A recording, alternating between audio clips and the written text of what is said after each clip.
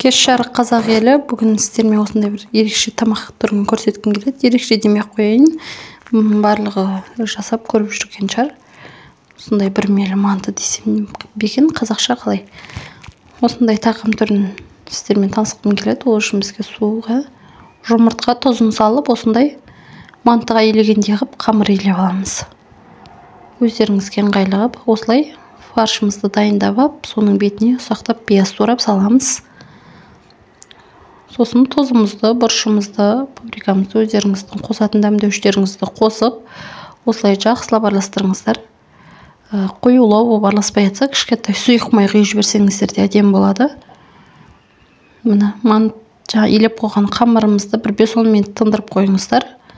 Сосын 4 бөлікке бөліп, осылай жайып алыңыздар. Оқтаудың көмегімен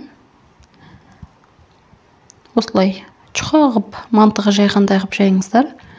Бетіне майын жағып, жаңағы фаршыңызды бетіне тегістеп салып шығыңыздар. Соны 4-ке бөліп, ортасынан бастап оқтаумен ораймыз. Ең шетін осылай сәл ашылып кетпеу үшін қысып жіберіңіздер. Міне, тура видеодағыдай қылып жасаңыздар, піспей қалады деп қорықпаңыздар, өте әдемі болады. Осылай салып болғаннан кейін бетіне майласаңыздар да болады, болмаса пісуге жақындаған кезде су құйып жіберсеңіздер де болады. Міне керемет ас болсын, жасап көріңіздер.